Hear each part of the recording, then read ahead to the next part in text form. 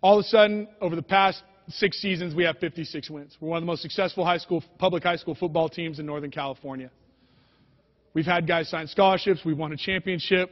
We won the first league titles in the history of the school for a boys' sport.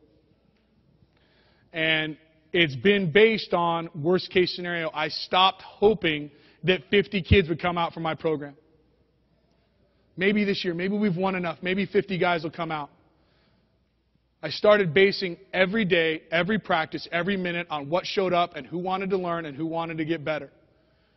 And I lived there, and I still live there to this day. And if 50 kids come out to spring football for varsity, fantastic. I'll be really happy.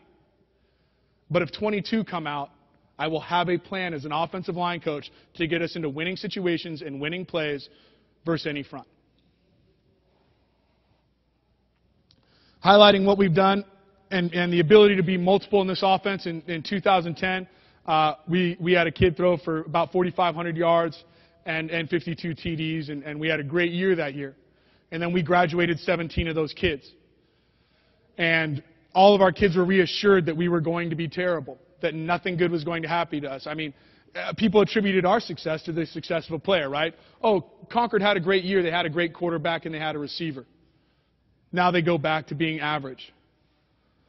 The next year in 2011, we had a young man rush for 3,500 yards and 35 touchdowns. As Coach Franklin said, we're the only team in the history of California to do that, to completely flip it and be that diverse. And we did it running zone, we did it running power, and we did it by just changing the looks. Just changing the looks, camouflage. All right, so here's where we're at. This is one of my favorite parts, too, the Doomsday Prepper scorecard, right? Where they tell this guy he doesn't have enough clean water, he doesn't have enough ammunition, right? And he doesn't have enough dry food stores, right? And then this guy's like heartbroken because he spent his entire life and he's not there. So I'm going to ask you guys, if you've started notes, to just kind of go below it. That's Coach Walker at a camp in Seattle. Right, so we're going to do Coach Walker's scorecard. You guys are going to do your scorecard. We're going to talk about our Doomsday Prepper scorecard because I feel like this is really important. I want you guys to know what you have to start with, what you feel confident in your offensive line to start with before you start listening to me.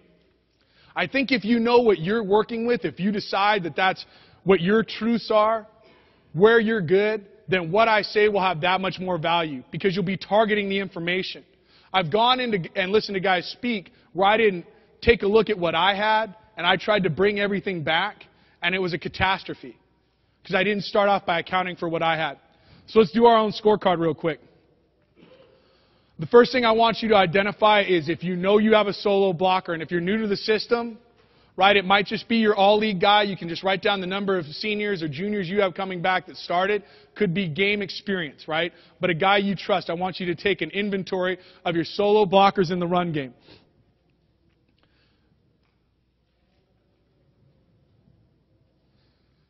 And if you have 5, congratulations, man. I want to switch jobs with you.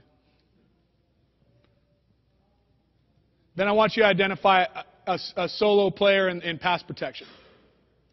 If they do both, put a star next to them. If you've got a guy on both lists, put a star next to him.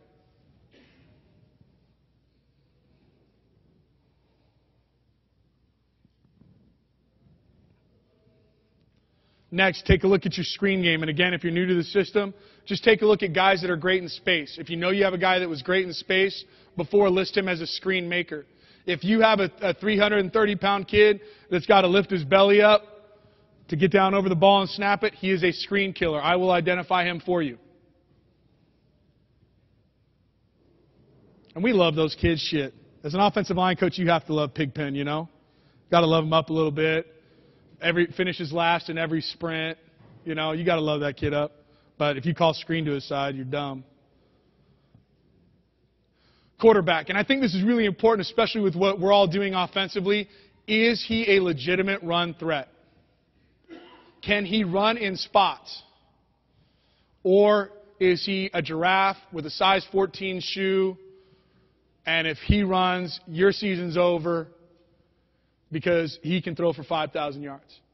I want you to determine your run threat at quarterback and tying into that depth. If you've only got one, you better be careful, right?